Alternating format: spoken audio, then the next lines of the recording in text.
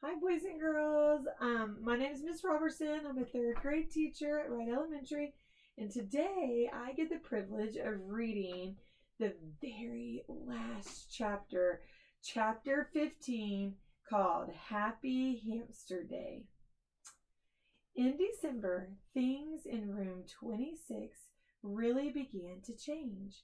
For one thing, it got cold outside and a little chilly by my window. In the early morning, frost pictures would appear on the glass.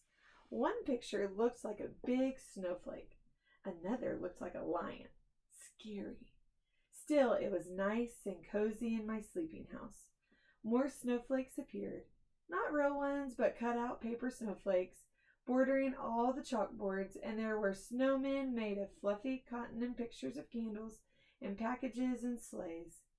The holidays were almost here. Christmas and Hanukkah and Kwanzaa.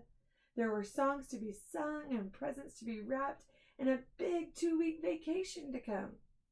The weekend after Thanksgiving break, I went home with Pay Attention Art. He paid a lot of attention to me.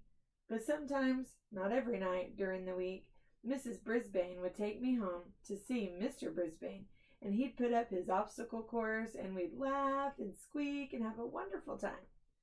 The next weekend, I stayed at Gail Morgenstern's house. Friday night was really nice because she convinced her mom to let me watch while she lit the menorah for the family. And the food was yummy.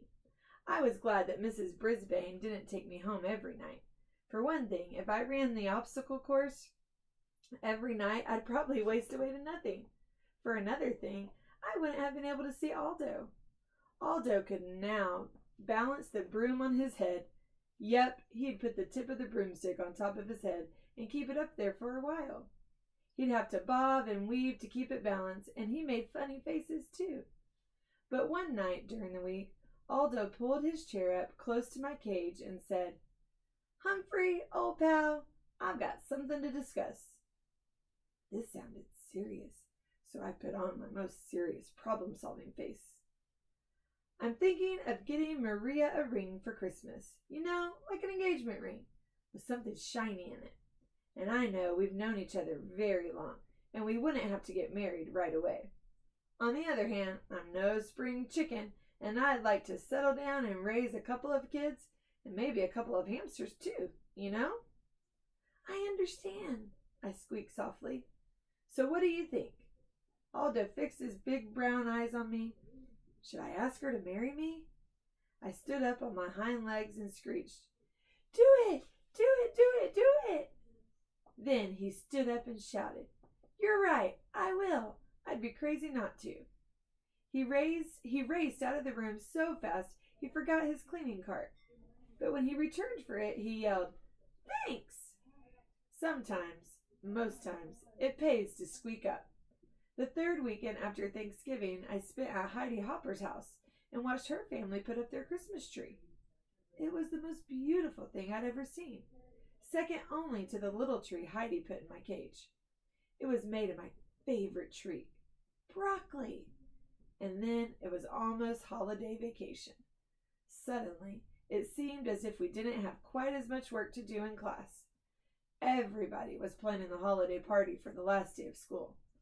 One day, Garth, who never used to wait for the bell, stayed after school to ask Mrs. Brisbane a question. "May I please bring Humphrey home with me over the holidays?" he asked. Miss Brisbane looked as surprised as I was. "Well, Garth, I thought that was a problem." Garth smiled broadly. "My mom is much better now, and Dad says it's okay to bring Humphrey home." Mrs. Brisbane smiled back. "That is wonderful news, but I think 2 weeks might be a little much. How about the first weekend in January?" Garth nodded, but he looked disappointed. "Tell you what, why don't you have your parents bring you by our house to see Humphrey over the holidays? You can watch him run his obstacle course." Garth didn't look disappointed anymore. On the last day of school, everybody was very dressed up. I had on my fur coat as usual. Mrs. Brisbane wore a red and green striped sweater and a green skirt. She also wore a Santa Claus hat. This was entirely new Mrs. Brisbane. The dressing up Miss Brisbane. Class, I have an important announcement. We're having a surprise visitor this morning before our party, so there will be no vocabulary tests today. After the cheers died down, Mrs. Brisbane went out in the hall and waved. A minute later, you'll never guess who entered the classroom. Mr. Burr Brisbane. He was wearing a Santa Claus hat too. He looked a lot better now. No gray stubble or wrinkled pajamas. On his lap he had a large box. Mrs. Brisbane introduced them that his surprise was actually for me. First he pulled out something like my cage, only bigger.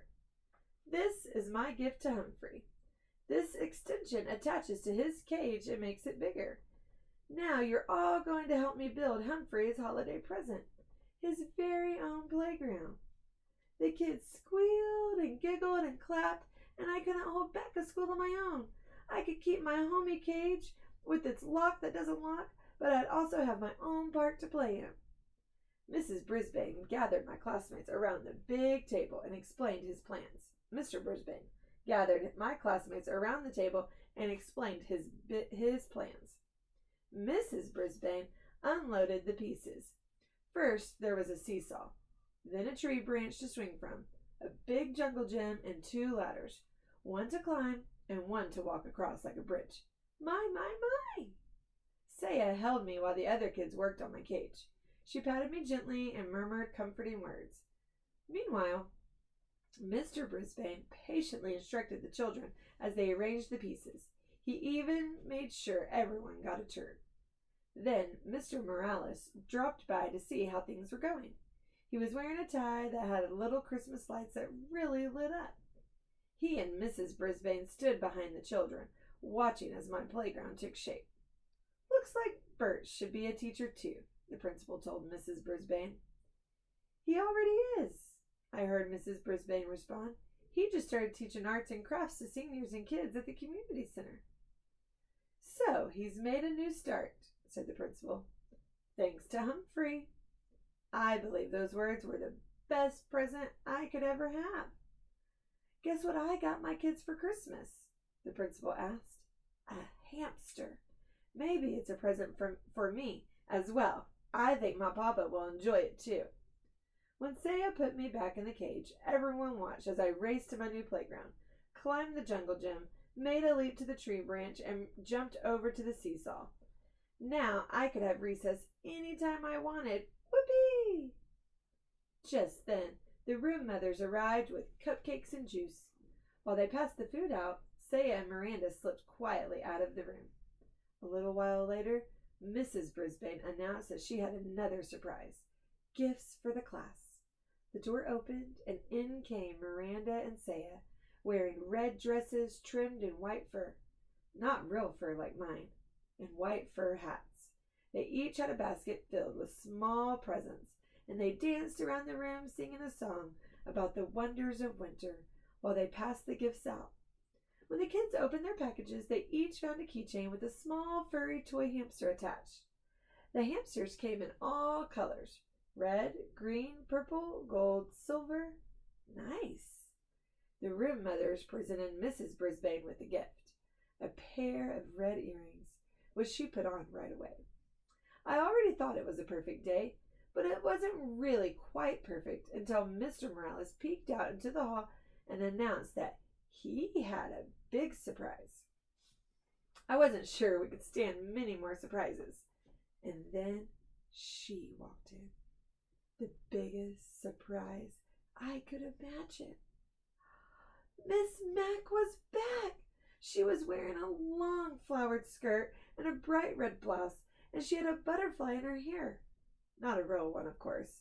She also had a huge canvas bag with her. Remember me? She asked with a huge smile. My classmates were thrilled, and they all rushed to her side. I was so surprised I was positively squeakless. Mrs. Brisbane made everyone sit down again and asked Miss Mac. Of course, she insisted on calling her Miss McNamara about her travels. Miss Mac told us about the rainforest and teaching in a school in Brazil. Then she opened her big bag and took out a stack of holiday cards. Her Brazilian students had made a card for each child in room 26. While my classmates were sharing their cards with one another, Miss Matt came over to see me at last. "Well, I can see by your cage that you've done very well for yourself," she said with a smile. "And here I thought you'd be pining away for me." "I have," I squeaked. She reached into her big bag. "And I have a present for you, but don't tell anybody." She pulled out a brand new tiny notebook with blank pages, lots of them, and a new tiny pencil with a very sharp point. "I thought you might need this." Then she tucked it behind my mirror. Miss Max stared at me a little longer, then softly said, "I've seen a lot of creatures in a lot of places in the last few months, but you're still the handsomest and smartest of all. Yes, yes, yes. And don't worry, I'll be back to see you again." She was still the same wonderful Miss Matt. I'd follow her to the ends of the earth, I thought, or at least to Brazil. But then it hit me. As much as I love her, and she loves me, Miss Mac doesn't need me. Not as much as the Brisbanes and my classmates and their families do. Maybe that's what Miss Mac was thinking when she left me in room 26. This is where I belong. All too soon the bell rang. School was over for the day. School was over for the rest of the year. My head was reeling from all the surprises and excitement as we headed out to the car. In the parking lot, Aldo raced over to greet us and wished us happy holidays. He had come to pick Richie up. "I hope you have a very happy holiday too," Miss Brisbane told Aldo. Aldo grinned until his huge mustache shook like Santa's tummy. "I'm sure I will. You see, I just got engaged. I'm going to get married." "Yahoo!" I squeaked with delight. Aldo leaned toward me. "Thanks, my friend." That night at the Brisbane's house, there was one more surprise.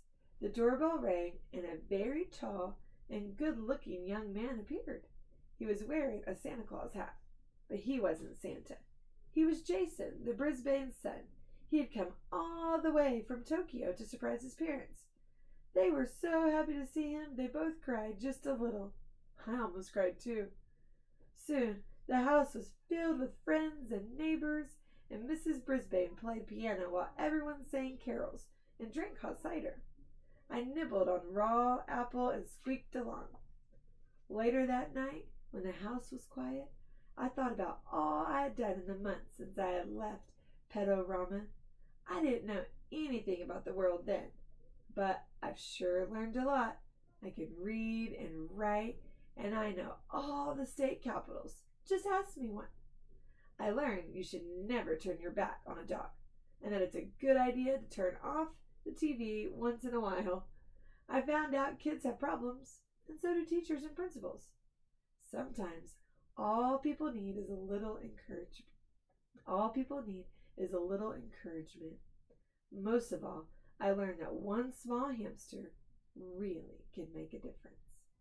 I decided to write down some of the things I've learned from my adventures, but there was just one more line left in my first notebook.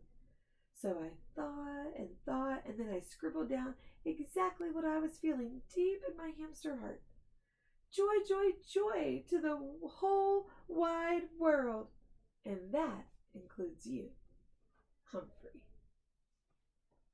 What a marvelous book, and what an excellent lesson that all the students at the elementary learned, and Humphrey.